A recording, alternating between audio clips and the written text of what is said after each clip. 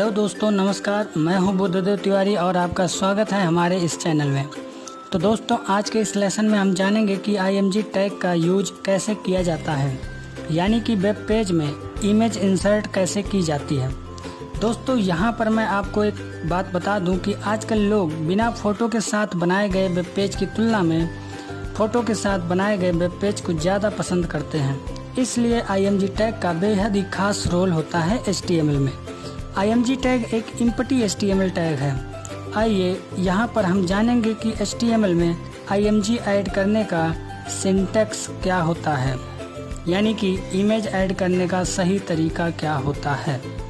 तो दोस्तों, इसका सिंटैक्स है IMG src equal to image का नाम with address and some attributes. IMG tag में मुख्यतः src, alt, width, height, align, border और टाइटल एट्रीब्यूट्स का यूज किया जाता है। src एट्रीब्यूट्स जो होता है वह URL को डिफाइन करता है, यानी कि इमेज पाथ को डिफाइन करता है। इसका मतलब हमें src एट्रीब्यूट्स की वैल्यू को इमेज का पूरा नाम विथ इमेज टाइप जैसे कि PNG, JPG या GIF के साथ लिखना पड़ता है। अब हमारा है ऑल्ट एट्रीब्यूट्स, जिसका यूज हम इसलिए करते हैं कि अगर हमारा image by mistake web page में नहीं शो हो रहा है तो उस इमेज का नाम हमको शो होता रहता है, यानी कि यह कौन सी इमेज है यह हमको मालूम हो जाता है।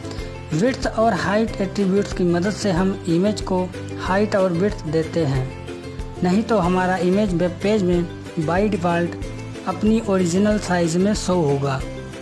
अगला है हमारा अलाइन, जिसकी मदद से हम इमेज को सेंटर, लेफ्ट या राइट में कर सकते हैं।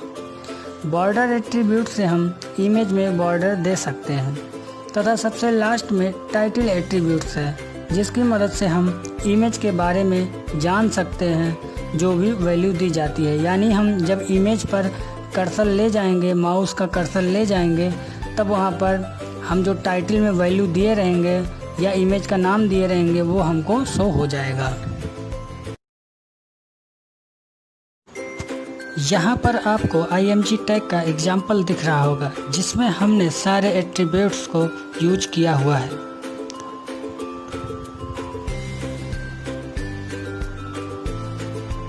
आइए अब इसे हम नोटपैड में करके देखेंगे।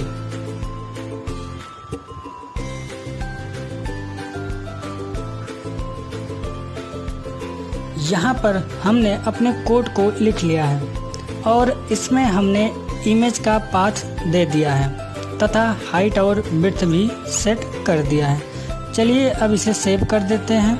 ध्यान दीजिए, हम अपने वेब पेज को उसी फोल्डर में सेव कराएंगे जहां पर हमारा इमेज सेव रहेगा।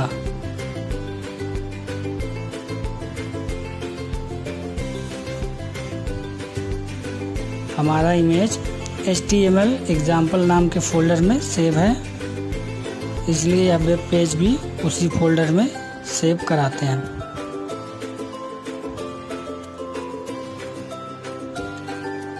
तो चलिए अब इसे रन कराते हैं।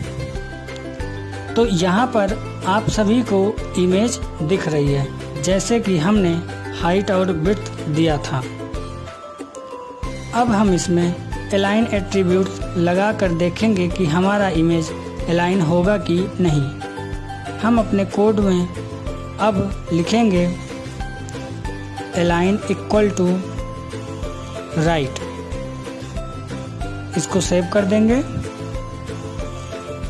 फिर अपने वेब पेज पे जाएंगे और इसे हम रिफ्रेश कर देंगे।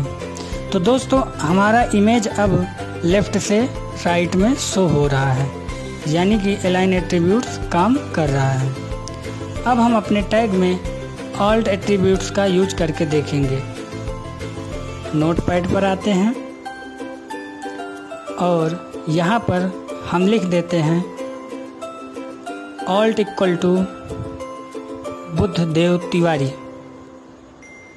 और इसे सेव कर देते हैं। अब अपने वेब पेज पर आते हैं, इसको रिफ्रेश करते हैं। तो दोस्तों आपको यहाँ पर कोई इफ़ेक्ट नहीं दिख रहा होगा। हमने पढ़ा था कि ऑल्ट एट्रीब्यूट्स इमेज का नेम बताता है। जब हमारा इमेज का पाथ सही नहीं होगा, यानी कि इमेज का नेम गलत होगा या इमेज शो नहीं होगा, तभी ये एट्रीब्यूट्स हमको बताएगा कि यह इमेज किसका है। चलिए अब हम अपने इमेज का नाम चेंज कर लेते हैं। यहाँ पर हम जो इमेज का नाम दिए थे bd.jpg, इसकी जगह पर हम bd1.jpg कर देते हैं, यानी कि हमारे इमेज का नाम अब चेंज हो गया है। इससे अब क्या होगा कि हमारा जो इमेज है वो शो नहीं होगा। तो उसकी जगह पर जो हम ऑल्ट एट्रीब्यूट्स लगाए हैं, इसमें हमने जो वैल्यू दिया है बुद्धदेव तिवारी दिया है, ये अब हमको वहाँ पे शो होगा। अब पेज पर आते हैं अपने, इसे रिफ्रेश करते हैं। अब आपको इमेज नहीं शो हो रहा है, बल्कि एक नेम शो हो रहा है, बुद्धदेव तिवारी, या वही नेम शो हो रहा है जो ऑल्ट की वैल्यू में हमने दिया था।